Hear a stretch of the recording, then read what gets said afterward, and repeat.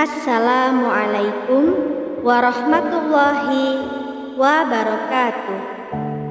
Syukur alhamdulillah atas rahmat Allah Subhanahu wa ta'ala, kita berjumpa lagi di channel Surga Wanita. Semoga kita semua selalu dalam lindungan Allah Subhanahu wa ta'ala dan dalam keadaan sehat walafiat. Amin ya rabbal alamin. Sahabatku seiman yang dirahmati oleh Allah Subhanahu wa ta'ala, kisah perempuan salihah yang berjihad menafkahkan hartanya. Di antara tanda-tanda istri yang soleha adalah jika ia melakukan kesalahan terhadap suaminya, ia menyesal sekali dan segera meminta maaf dan memohon keridhoannya. Kesalahan itu ia sesali dan ia tangisi sepanjang hari karena takut mendapat siksa dari Allah.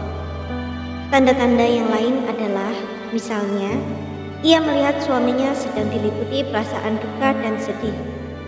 Maka ia menghibur, kalau yang kamu sedihkan berhubungan dengan urusan akhirat, sesungguhnya hal itu sangat menguntungkan bagimu. Tetapi jika yang kau sedihkan berhubungan dengan urusan dunia, sama sekali aku tidak membebanimu dengan perkara yang berat. Dalam kitab Uqudul Jen yang dikarang Syekh Muhammad bin Umar An-Nawawi, diceritakan kisah istri solehah yang berjuang di jalan Allah. Dikisahkan bahwa Rabi'ah binti Ismail Asyamsiyah, seorang istri Ahmad bin Abu Al-Huwari, suatu hari memasak makanan yang enak. Masakan itu diberi campuran aroma yang harum. Suami Rabi'ah juga mempunyai istri yang lain. Setelah masak dan menyantap makanan itu, Rabi'ah berkata pada suaminya, "Pergilah kamu ke istri yang lain dengan tenaga yang baru." Rabi'ah yang satu ini memang mirip dengan waliullah Rabi'ah Adawiyah yang berdomisili di Basrah. Rabi'ah Asyamsiyah ini setelah menunaikan sholat isya, ia berdandan lengkap dengan busananya. Setelah itu baru mendekati tempat tidur suaminya. Ia tawarkan pada suaminya, "Apakah malam ini kamu membutuhkan kehadiranku atau tidak?" Jika suaminya sedang berhasrat untuk menggaulinya, maka ia melayaninya hingga puas. Jika malam itu suaminya sedang tidak berminat menggaulinya, maka ia menukar pakaian yang ia kenakan tadi dan berganti dengan pakaian lain yang digunakan untuk beribadah. Malam itu ia tenggelam di tempat sholatnya hingga subuh. Rabi'ah binti Ismail Asyamsiyah bersuamikan Ahmad bin Abu Huwar itu memang dikehendaki Rabi'ah sendiri. Ia pula yang pertama-tama melamar Syekh Ahmad agar berkenan memperistri dirinya. Ceritanya demikian. Rabi'ah binti Ismail itu semula mempunyai suami yang kaya. Setelah kematiannya, ia memperoleh harta waris yang sangat besar. Ia kesulitan menafkahkan harta itu mengingat ia seorang perempuan yang gerakannya terbata-bata. Ia pun bermaksud melamar Syekh Ahmad dengan tujuan agar dapat menghibahkan hartanya demi kepentingan Islam dan diberikan kepada orang-orang yang membutuhkan. Rabi'ah binti Ismail memandang Syekh Ahmad sebagai orang yang dapat menjalankan amanat, sementara Rabi'ah sendiri seorang yang adil. Ketika mendapat lamaran dari Rabi'ah, Syekh Ahmad berkata, "Demi Allah, sesungguhnya aku tidak berminat lagi untuk menikah, sebab aku ingin berkonsentrasi untuk beribadah." Rabi'ah menjawab, "Syekh Ahmad, sesungguhnya konsentrasiku dalam beribadah adalah lebih tinggi daripada kamu. Aku sendiri sudah memutuskan untuk tidak menikah lagi.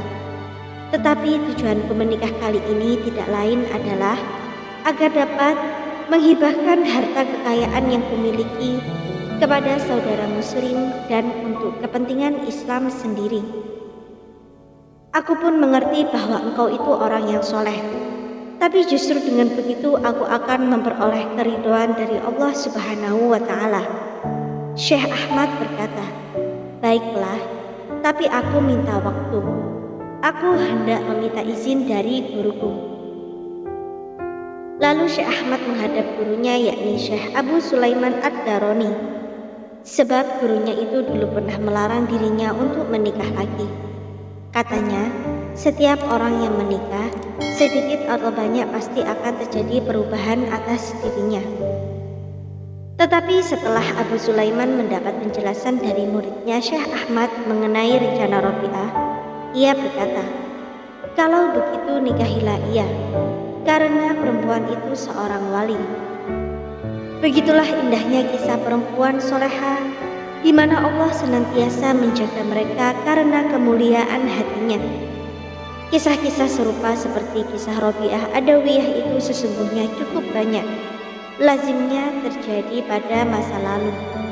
Tetapi untuk masa sekarang hampir tidak pernah dijumpai adanya seorang wanita yang berdik seperti mereka. Semoga apa yang kami sampaikan kali ini bermanfaat bagi kita semua dan menjadi jariah soleh. Jangan lupa untuk menekan tombol like dan subscribe serta nyalakan lonceng notifikasinya agar Anda tidak ketinggalan video terbaru dari Surga Wanita. Sekian dan terima kasih banyak. Wassalamualaikum warahmatullahi wabarakatuh.